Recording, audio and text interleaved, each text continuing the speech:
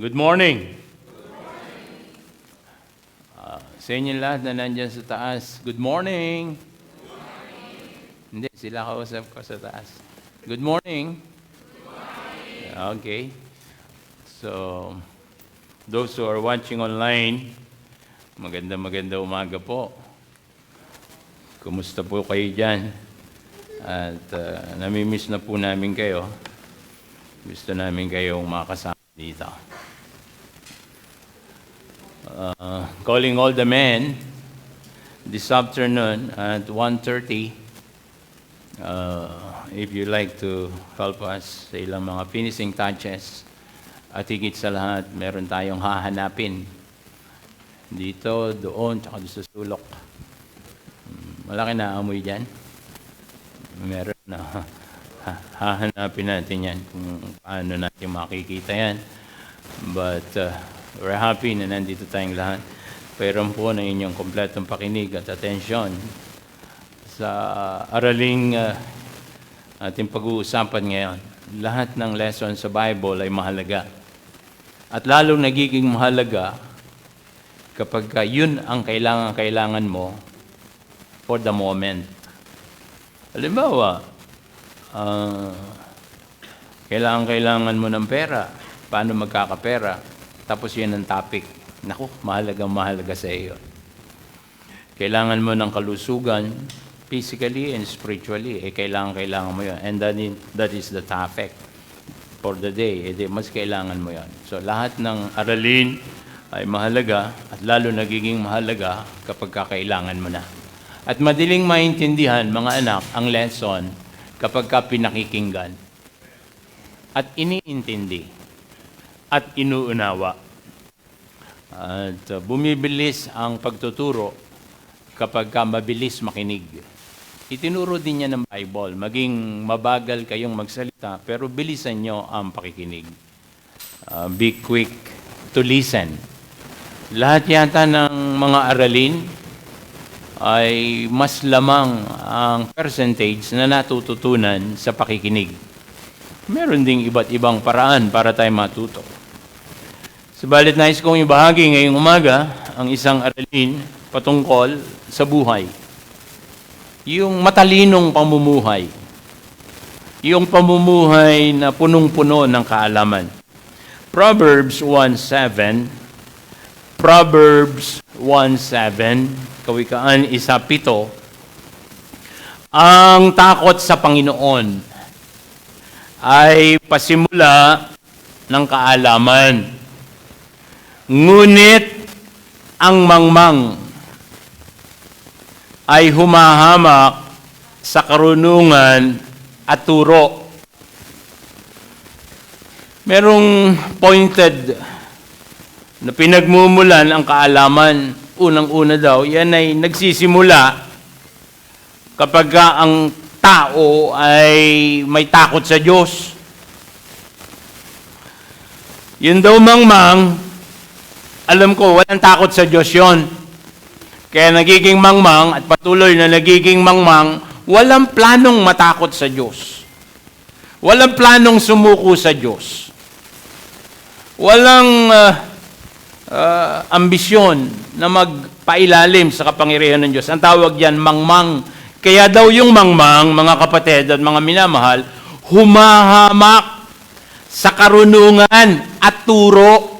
Yung karunungan, may turo. Sa isang paraphrasing ng Bible, sa Proverbs 1:7, ang sabi ganito, to have knowledge, you must first have reverence for the Lord. Stupid people have no respect for wisdom and refuse to learn. Refuse to learn. Medyo masakit sa tenga ang pagkaka-paraphrase nitong verse na ito. Stupid people have no respect for wisdom. Well, generally, Jesus Christ is the wisdom of God. Walang respeto yan sa Panginoon.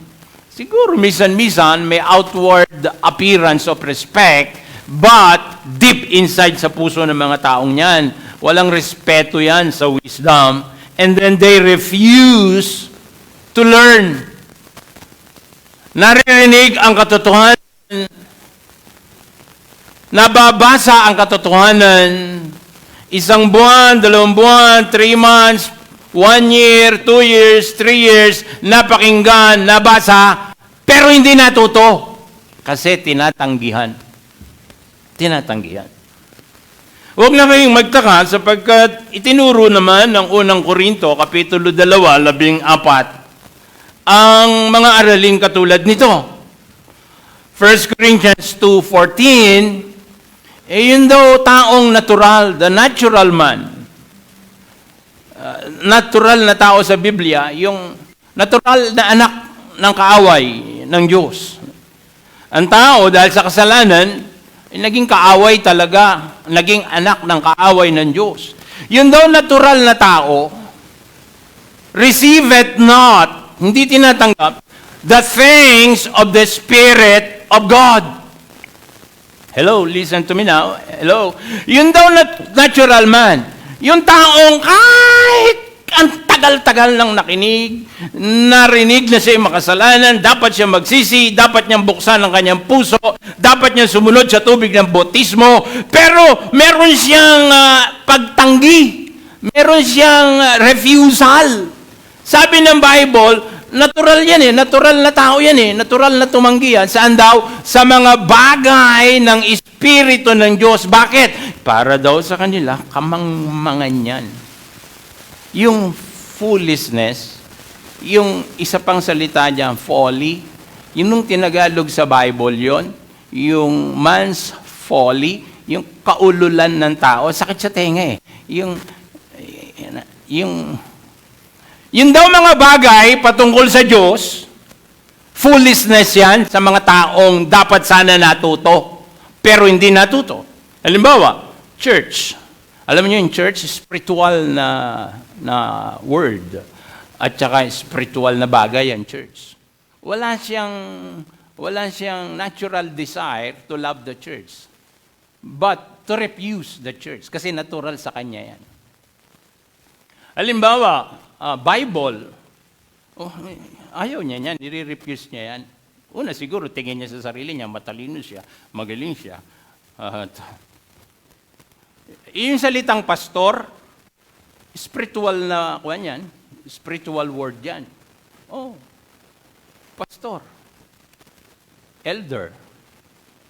Pag may narinig kayo na, si Fernan ba yung pastor nyo? Kilala kayo si Fernan? Pagka iyan may pagkakilala sa Diyos, hindi ako tatawagin sa pangalan ko lang.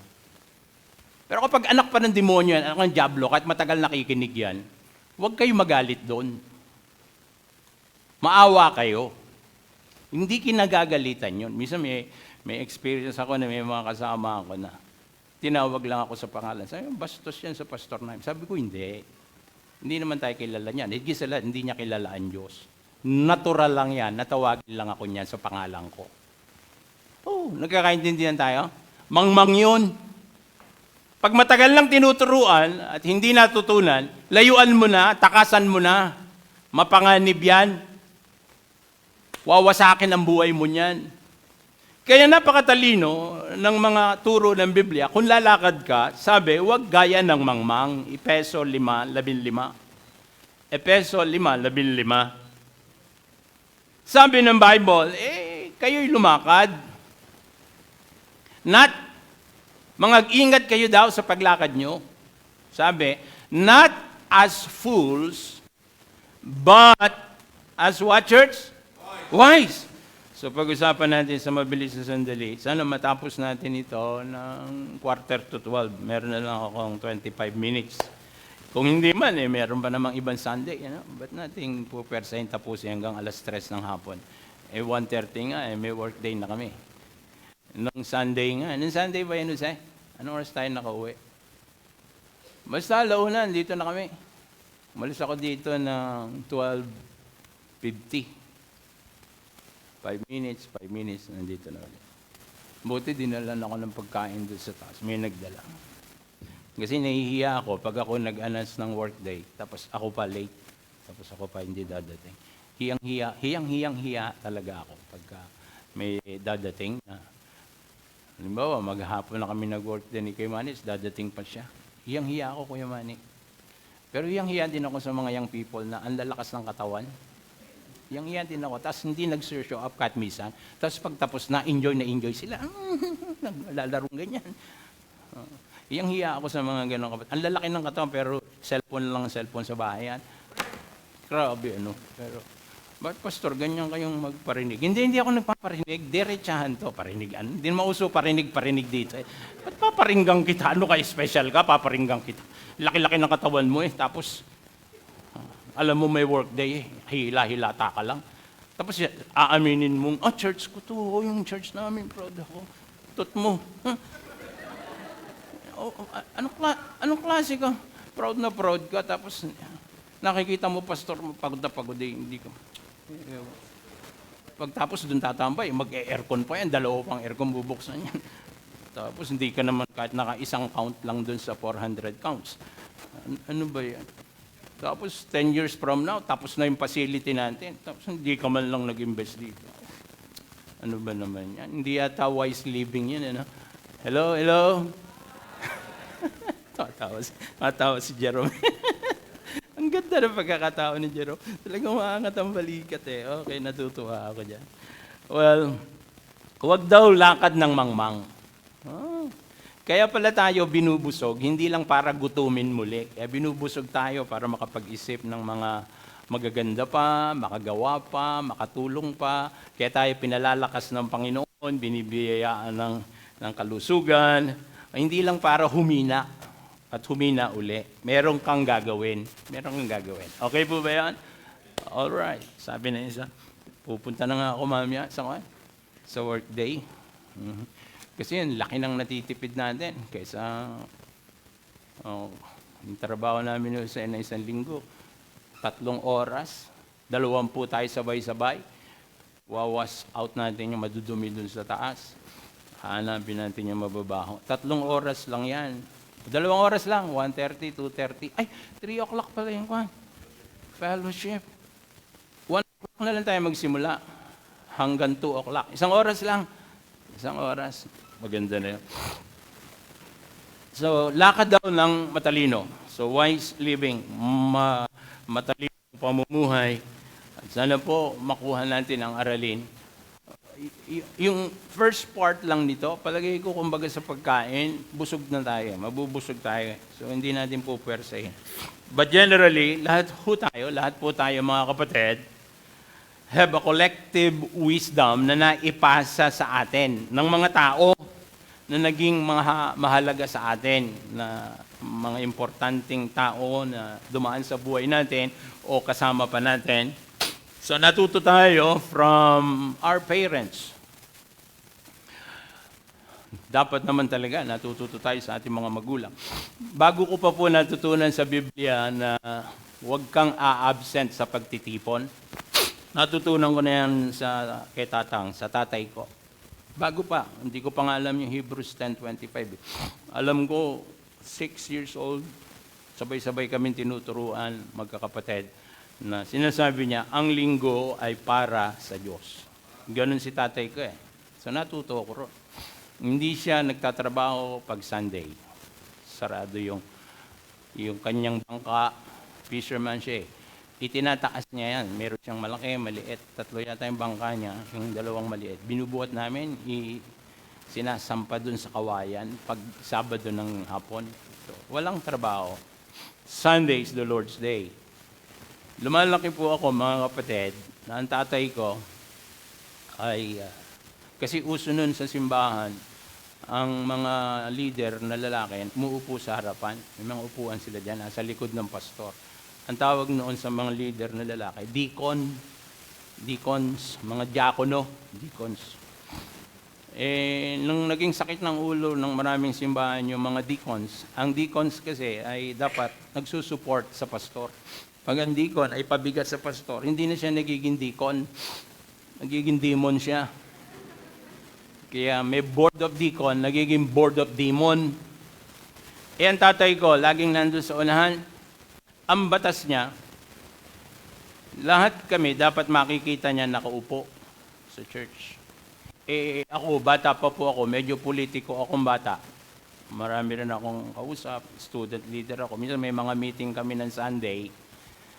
Napipilitan akong tapusin ng meeting, sa mabilis na meeting, para makahabol lang ako sa church. Alam ko hanggang alas 12 ang preaching. So at least 11:45, nagmamadali ako, papasok ako, doon ako upo sa dulo, tataas ko ang ulo kong ganyan, papakita ko sa tatay ko, at least present ako. Kasi pag hindi niya kami nakita, isa sa amin, nakita ng Sunday, ng umaga, ka pa naman, gabi. Pag hindi ka siya pa rin nakita, pag uwi ko sa gabi, yung buntot pagi na ganun kahaba, wala nang tanong-tanong sa kagaling. Ba't di ka nag-church? Wala na. Minsan naranasan ko. Hindi na. Nakabang siya ron. Dapa. Wala nang tanong-tanong. Hindi na alam kung huwag tatanungin ano kasalanan. Hindi na. Alam na. Hindi ka nag-church eh. Tatlo yan. Sa binte, sa puwet. Lahat yon sugat.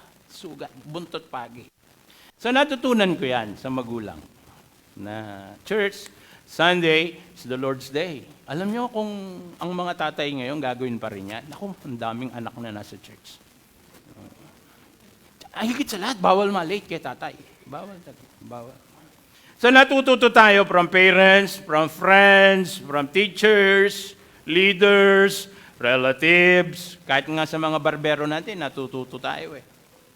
Nakipagkwentuhan tayo. And we learn just about from everybody.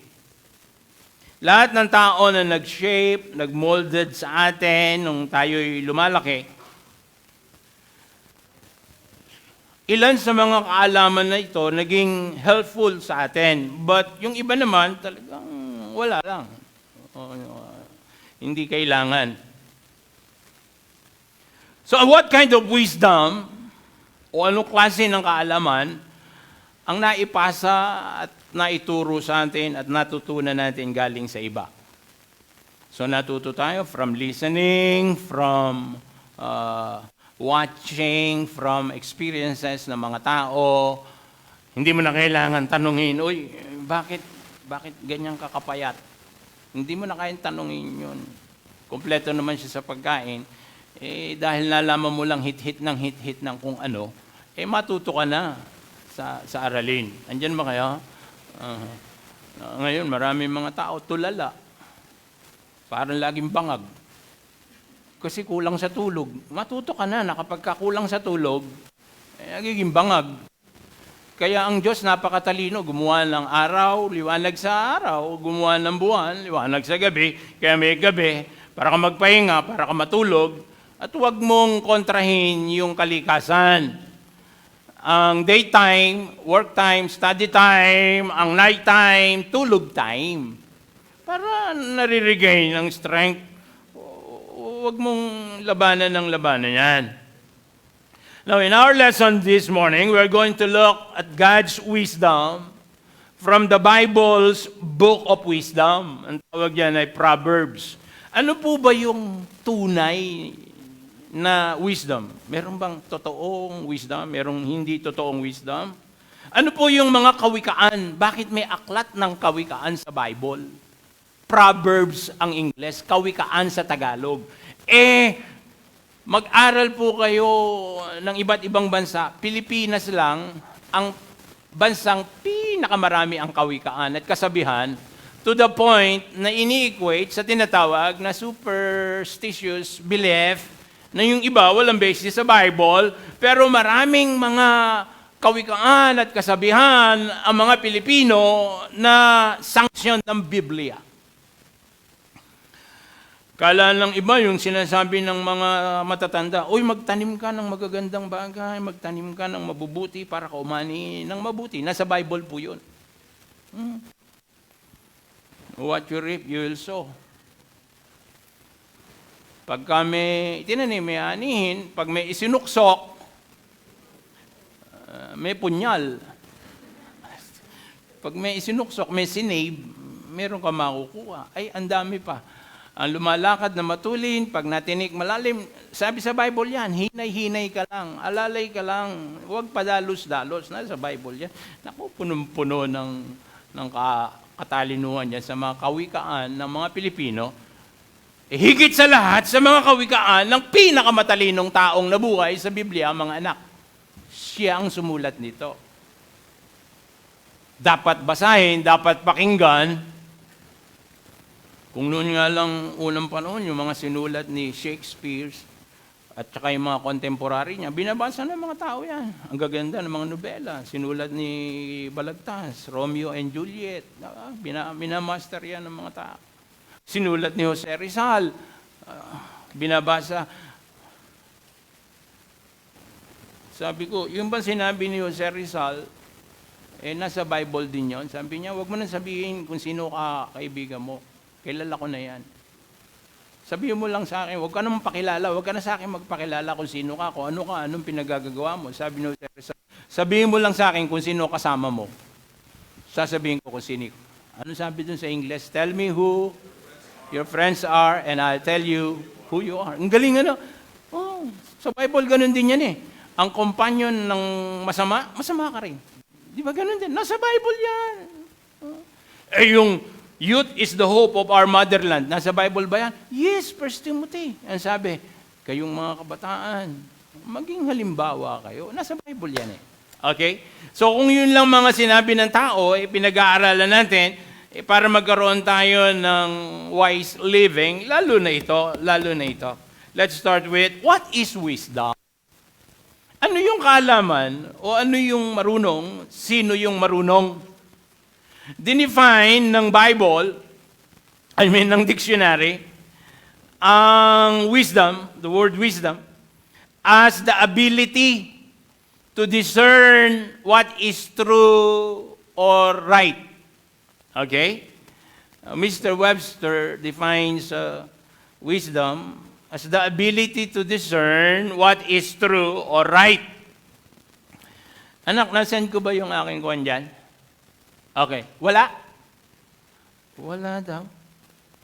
Teka nga mga kapatid, para masundan nila. Hindi, nag-send ako, mga anak.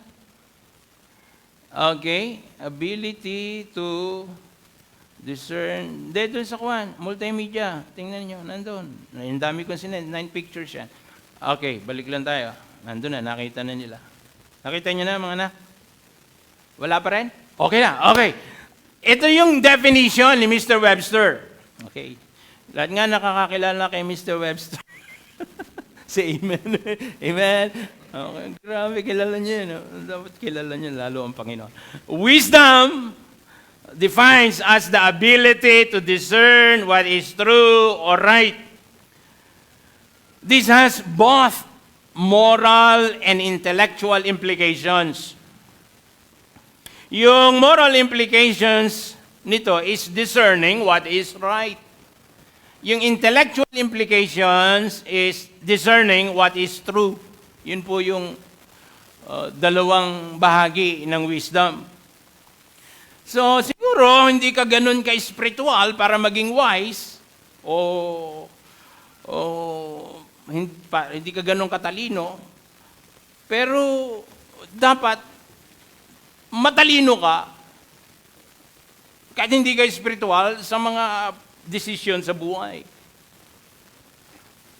Someone says, ito sinasabi ng isa, sinabi niya, wisdom is the God-given ability to perceive the true nature of a matter and to implement the will of God in that matter. Punong-puno ng wisdom niyang kasabihan na yan.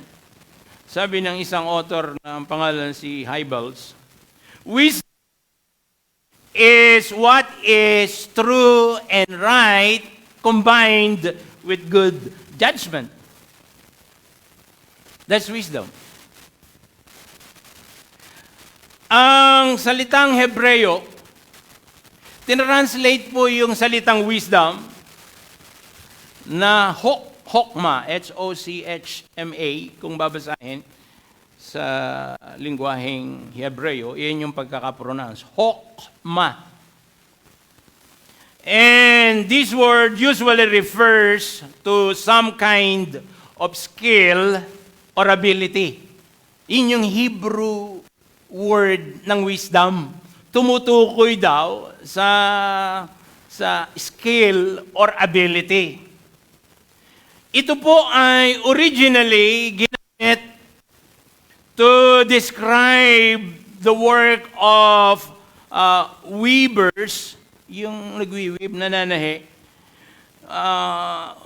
ng garment o mga kasuotan ni Aaron, the high priest. And since the high priest and his clothing, typified the ultimate high priest natin, ang Panginoong Jesucristo. So, napakahalaga, it was imperative na ito pong mga weavers o yung gumagawa ng damit ng high priest, napakahalaga na sinusunod nila yung exact specifications ng Diyos para dun sa damit ng saserdote. Ito po yung banggit ni Moses nung kinausap siya ng Diyos. Sabi ng Diyos kay Moses, Exodus 28:3. Sabi ng Diyos, Moses, speak unto all that are wise-hearted. Sabi ng Diyos, hello Moses, Moses, sabi niya, salitain mo ito sa lahat ng mga matatalino ang puso. Okay? So alam na may matalino ang puso. O alam na rin, merong hindi matalino ang puso. Could you imagine? Diyos ang nag-utos. Hello mga anak, nakikinig ba kayo? Okay? Mahalagang matalino puso natin. Talino. Yung iba kasi, puso, hindi na ginamit ang isip, puro puso na lang eh. Puso eh. Love ko po kasi siya eh. Mukha po kasi siyang pogi at mabango. Mukha po kasi siyang mayaman. Mukha po siyang, puro puso ang ginamit eh. Hindi naman matalino puso. Dapat ganito puso mo. Wise, sabi ng Panginoon. Speak unto all that are wise-hearted, whom I have filled with the spirit of wisdom. Para sinasabi niya, okay, hanap ka ng mga matatalino ang puso. Pupuspusin ko pa ng espiritu ng kaalaman. Doble-doble, no? Nakikinig ka ba, Cyril? Ano daw kailangan mo? Matalinong puso. Tapos sabi ng Diyos, pupuspusin niya pa ng espiritu ng kaalaman. Grabe, no? Matalino na yung puso eh. Tapos pupuspusin pa ng kaalaman. Bakit? Ba't ganun? Ba't pinapahanap? Bakit pinapahanap ng Diyos? Moses, sabihin mo to sa mga matatalino puso. Sabihin mo, pupuspusin ko yung katalinuhan, na espiritu ng katalinuhan. Parang grabe naman to. Apaw-apaw na to. Parang ang tali-talino na ng puso. Tapos pupunuin pa ng spirit of wisdom. Okay? Parang sinasabi, kapag hindi matalino puso mo, lalagpasan ka lang ng Diyos. Hindi ka niya pupunuan. Yung matalino na yung puso, matalino na, Ate Ami, Ate Yoli, nakikinig po kayo? Tama ba pangalan ng banggit ko? Nagkakamali ako. Yoli. Soli. Naku, mali. Ate Soli. Ate Soli po. Ay, sorry. Sa dami ng pangalan, tinatanda namin ni Brother Lito araw-araw. Grabe. Sabi ko, punong-puno na to ng pangalan eh. Kita nyo, natawag ko siyang Ate Yoli. Soli pala. Soli po ulit. Ate Soli, eto po, pagka daw ang puso ng tao, matalino na, pupunuin pa ng espiritu ng katalinuhan. Grabe, no? Bakit? Sa panahon ni Moses, bakit? Kasi sabi, that they may make Aaron's garments. Grabe, tatahi lang?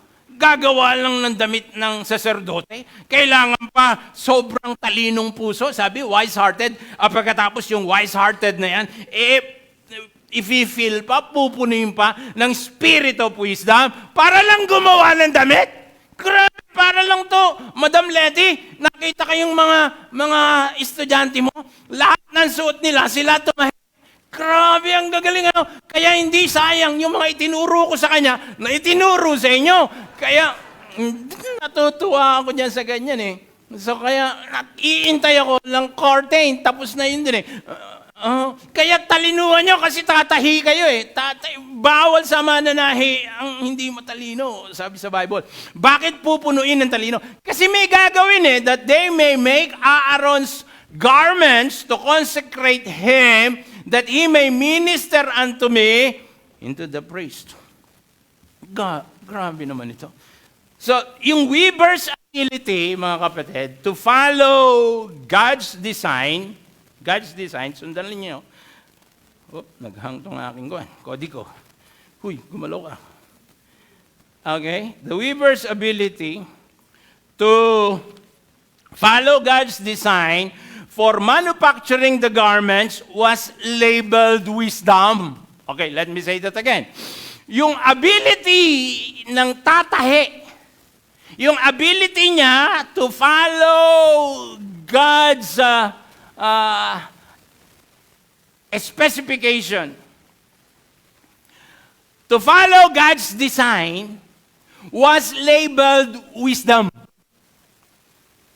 Well, from that point on, mga kapatid kong minamahal, mula noon, ito pong mga Israelites equated wisdom with a skill for living, and wisdom has since been defined as the skill to live according to God's plan. Mula noon, mga kapatid, itong mga Israelites, dapat sinasabi, matalino ka, in-equate na itong kaalaman sa mga skills sa buhay. Generally, the skill to live according to God's plan. Anong sinasabi ng Bible? Matalino ang tao na ginagawa ang gusto ng Diyos. Ulitin natin. Matalino ang kabataan na ang dinidesisyon na niya ay yung gusto ng Diyos para sa kanya. Yung pong matalinong tao, the wise person, is one who patterns his life, his finances, his goals, his relationships, and every aspect of his life according to the specifications revealed in God's Word.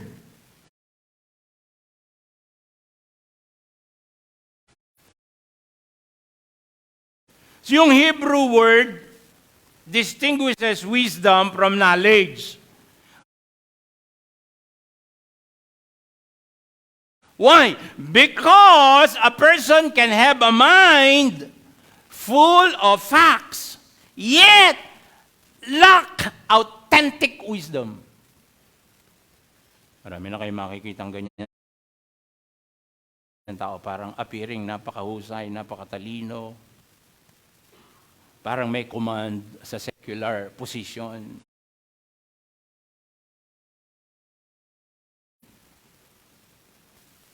Pero kapag kaiyan ay tumatanggi sa karunungan at turo, ini-equate yan kasi wisdom sa Bible,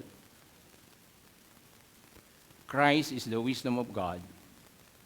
Kapag ka deep inside sa puso niyan, tumatanggi yan. Hindi nai-enjoy yung mga spiritual na bagay. Ini-equate yan sa pagtanggi rin sa Diyos. Kaya sabi ng Psalm 14:1, the fool hath said in his heart, MJ, makinig ka sa akin, MJ. Si MJ ka nga ba? Si Mary Jane ba yan? Sabi ko. Ha? Si Mary Jane. Mary Jane, makinig ka sa akin. Ang sabi ng Biblia, ang mangmang, ang hangal, sinasabi walang Diyos. may tatlong resulta yung taong hangal. Hindi mo kailangang sabihin, hindi ako naniniwala sa Diyos. Hindi kailangan sabihin na isang tao, hindi ako kumikilala sa Diyos. Pwede nga yung, may dala pang Biblia ko minsan ganun eh. Pwede nga yung umuupo nakikinig eh. Pero deep inside sa puso niya, tumatanggi yan sa Diyos. Kasi may tatlong manifestation. Mike, Albert, tatlong manifestation ng taong nagsasabing walang Diyos. Sabi niya, the fool had said in his heart, there is no God. They are corrupt. Number one, corrupt. Yung corruption nasa puso, grabing corruption. Yung corrupt siya personally, tapos nasa position pa siya para mangurap. Grabe. Alam mo, anak ng Diyos eh. Ay, anak ng kaaway eh. Corrupt eh. Ang tindi ng corruption. One time, may kausap ako eh. Kakilala ko eh. Pati ba namang patungkol sa Diyos eh, pagkakakitaan mo? Diniretsa ko. Sabi ko, not me. Sa Tagalog yun, wag ako. Sabi ko tinansya ko sabi ko, hindi ka pa pinapanganak. Marami na akong dinil ng mga tao na kapag na-detect kong corrupt ang puso at siniyeran ko ng gospel, nginingiti-ngitian lang ako. Meron talaga, Brother Lee. Ngising aso pa eh. Sinisirang ko ng gospel kasi na-detect kong corrupt ang puso eh. Says, ngingiti-ngiting ganyan. Ngiting asong may tumutulong laway. Sabi ko, may spirit of discernment. Pagka ang tao, hindi na-i-enjoy yung mga spiritual na bagay, ile-label mo dyan, there's no God. Unang-unang kanya, corrupt. Corrupt. Grabe. Hindi ako na nasasaktan doon sa ganun. Naaawa ako. Awang-awa ako. Ang dami na. Halimbawa, may isang opisina doon. Kasi yung kwento? Siya yung nabigyan ng para mag-cater ng Christmas party. Siya magluluto. Grabe. Nakakuha pa yung sasakyan ko para sumundo ng pagdala ng pagkain doon. Hindi ko na sasabihin kung saan factory niyan. Diyan lang. Panghalayhay. Grabe. Siya nag-cater. Grabe, sabi ko, ikaw nag-cater. Tapos, halos kalahati ng nilahanda mo doon. Pinasok mo rin sa likod ng kotse mo. Plastic. Tindi ng corruption. Kinuha niya lang yata ng 150 per serving. Pero, ginawa niyang 5 doble. Grabing corruption. Tapos, nirefund. Ang masakit niyan, pati transportation, kanya-kanyang punta doon, siningil pa, nirefund pa. Ganong karumi ang puso ng ganyang klaseng tao? Grabe, no? Kanya-kanya ng punta komboy-komboy ang pa tayo. Tapos nirefund ang transportation. Corrupt! Bakit tayo nandito? We're talking about wisdom. Kapag ikaw napasama, at hindi mo alam, na alamin, wala kang kaalaman, sisirain ang buhay mo. They are corrupt, number one. They have done abominable works. Pangalawa, abomination. Grabe, no? And then there is none that do it good. Wala lang gagawing mabuti yan. Kapag makiki-associate ka dyan, hindi ka bibitaw dyan, magiging ganyan ka. So, meron pa akong 2 minuto. Pastor, wise living? Yes, nasa Bible yan eh. Nasa Bible. So merong, sabi ko kasimple lang, sabi ni Solomon, sabi ng Diyos, Moses, hanap ka, wise-hearted pupunuin ko pa ng kaalaman ko yan. May gagawin kasi ako. May ipagagawa ako sa kanila. Dapat yung design ko, yung specifications ko, kailangan sundin nila. Kaya dapat wise-hearted, dapat i-feel ko pa ng wisdom ko kasi merong silang gagawin na dapat yun ang gawin nila. Mga kapatid, mga anak, mga magulang, mga kapatid, meron tayong gagawin na gusto ng Diyos nating gawin, na kailangan natin ang kaalaman na galing sa Diyos para magawa. Or else, pwede mong gawin, pero hindi according to God's specification. Sayang lang ang oras, sayang lang ang lakas, sayang lang ang resources. Hindi ba mas maganda yung gagawin niya, yung dapat, eksakto yung gusto ng Diyos gawin? Sayang ang handa. Sayang ang reception. Kung yung mapapangasawa mo pala, hindi naman pala yun yung eksaktong gusto ng Diyos sa'yo. Sayang lang talaga. Grabe, kahit gaano kaganda yan, kahit gaano ka-prepared ang lahat, kahit gaano kaganda pagkaka-deliver ng lahat, hindi naman pala yun yung eksakto. Kasi hindi ka naging wise-hearted, hindi napuno ng wisdom ang puso mo, sirain ang buhay mo. Hello? Ay, tapos na ako sa number 1. Uwi na. Tapos, nag-gets niya yung lesson? Nag-gets niya na? Okay, Weavers pa lang yan, Weavers. Pero bigyan pa natin saglit, meron pa akong 2 minuto. Ano naman po yung Proverbs? Ihahang natin dito. And then, tatapusin natin to.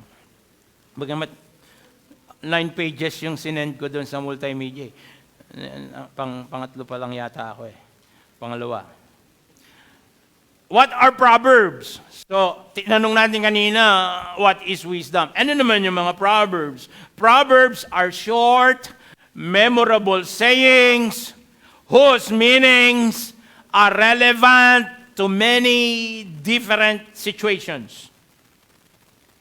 Most of the Proverbs, galing po yan kay Haring Solomon. At galing din sa ibang mga tao.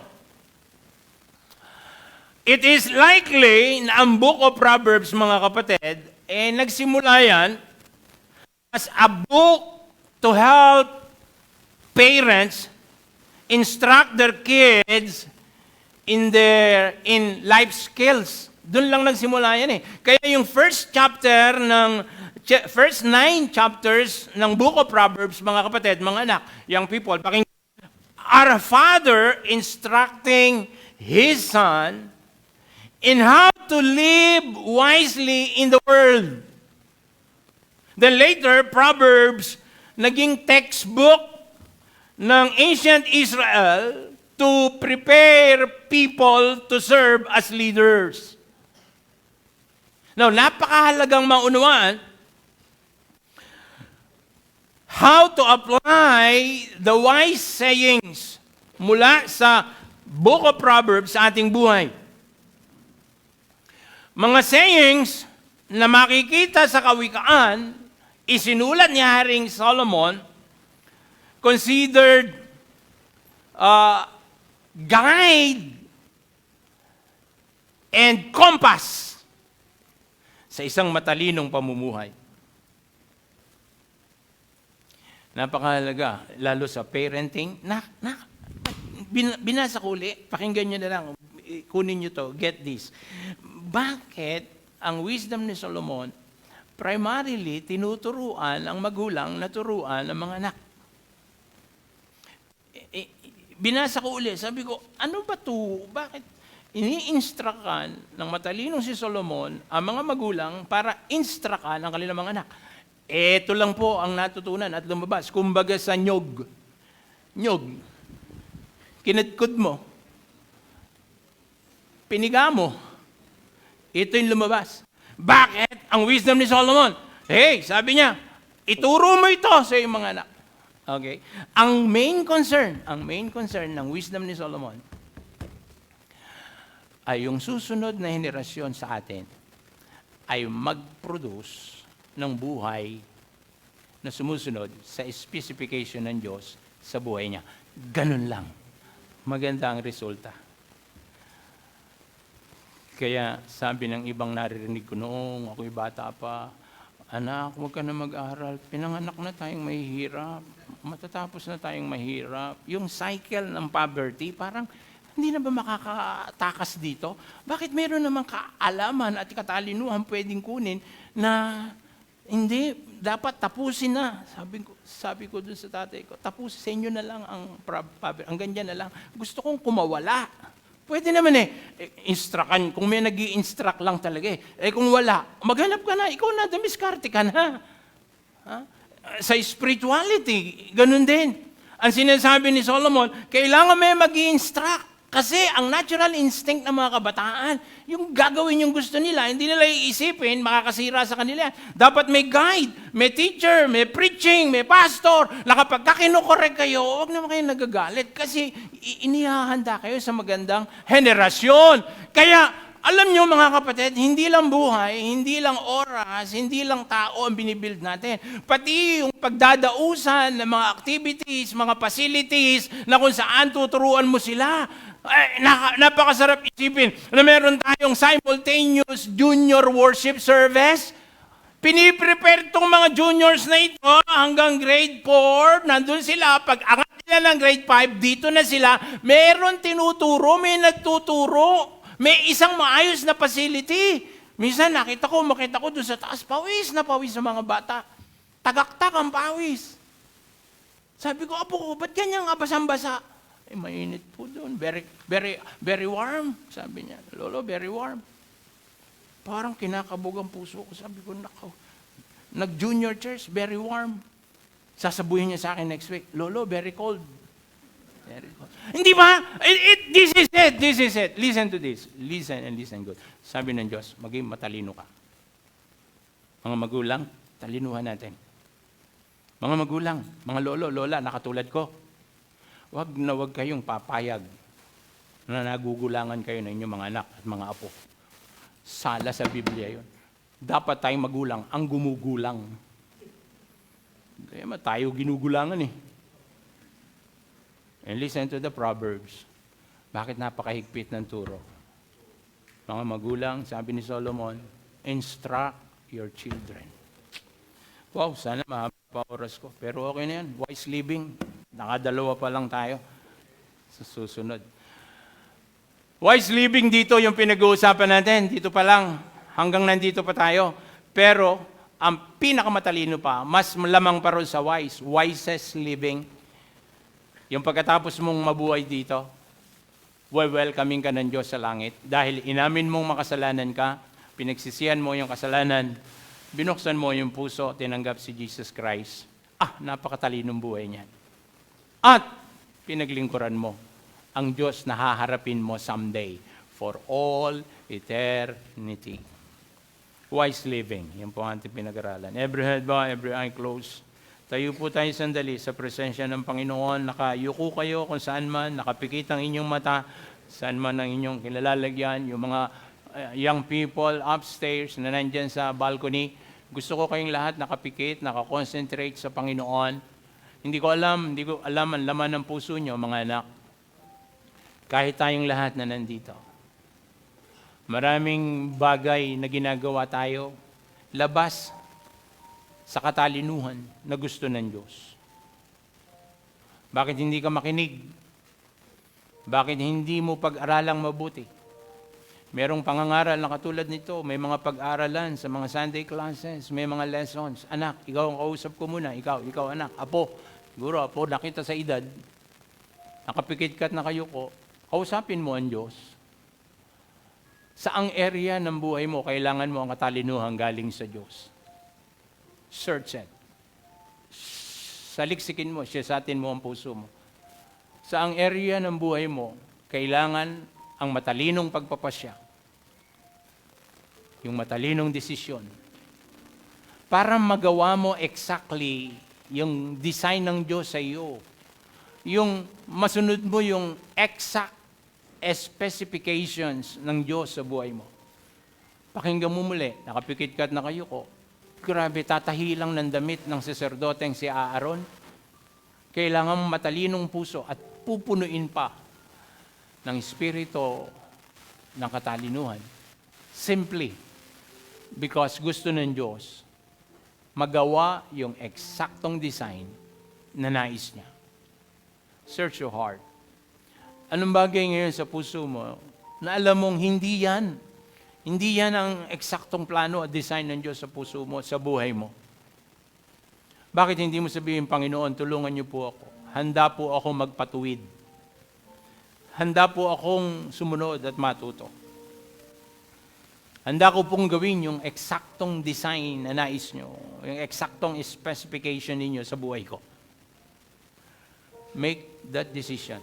Hindi na kita palalapitin dito sa unahan, pero gusto kong mag-decision ka. Gusto ng Diyos ang isang matalinong pamumuhay, sapagkat maraming kasiraan, kaguluhan, ang hindi matalinong buhay. Napakalinaw ng instruction ni Pablo. Walk as wise, not as fools.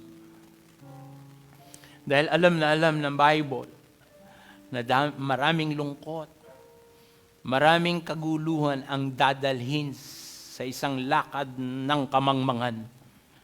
Salamat na lang, meron tayong Bible, merong Book of Wisdom, merong mga pangangaral at pagtuturo na katulad nito. O Diyos, salamat po. Salamat. Salamat sa Bible. Salamat sa mga pusong handang magpasakop sa inyo. Mga pusong handang tanggapin ang karunungan at turo. Hindi tatanggihan. Hindi ire-reject. Salamat po, Panginoon. Salamat ngayong umaga. Tanggapin niyo ang mga pagpupuri at pagsamba ng iyong mga anak. Tanggapin niyo, Panginoon, ang bawat pusong nagpapakumbaba at nagpapasakop at nagpapaturo sa inyo na hindi po tatanggihan yung nais niyong mangyari sa amin. I-remind niyo kami lagi na kung yun nga lang pong damit pinatatahi niyo, kailangan ng matalinong puso at pupunoy niyo pa ng kaalaman para lang magawa yung eksaktong nais niyo. Remind niyo kami dito sa bagay na ito, sa lahat ng sandali sa aming buhay. O Diyos, salamat po sa pagsambang ito. Salamat, Panginoon, sa pakikipag-usap niyo sa amin. Salamat sa pusong mapagpakumbaba, hindi tumatanggi, hindi nagre-reject. Ngayong oras na ito, gawin niyo yung sinabi ninyo na itinataas ninyo, nagpapakumbaba. Masakit man na napakinggan, tinatanggihan ninyo ang nagmamataas. Wala pong mananalo sa inyo, kaya habang nagmamataas kami, lagi kaming talo. Subukan niyo po kami ngayon. Tingnan niyo aming puso na nagpapakumbaba. At salamat sa inyong pangako, you will lift us up.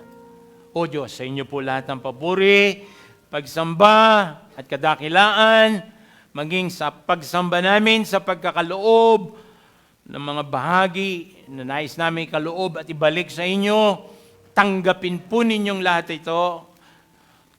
Una sa aming pagsunod, gagawin namin ito at para sa kasapatan ng lahat ng pangangailangan ng inyong ministeryo at higit sa lahat, balik nyo naman ang doublet higit sa amin at sa bawat nagkakaloob. Papagpalain nyo lahat ng kabuhayan, lahat ng mga pinagmumulan ng kabuhayan, sources of income, mga businesses ng inyong mga anak, mga investments kung saan-saan. Panginoon, pagyabungin nyo, pagyamanin nyo, pasaganain ninyo. At sa lahat ng kasaganaan, ibibigay nyo, masumpungan nyo ang matapat na puso na nakikibahagi sa lahat ng pagkakaloob. Sa inyo lahat ang papuri at pagsamba sa makapangyarihang pangalan namin, Panginoong Jesus. Amen.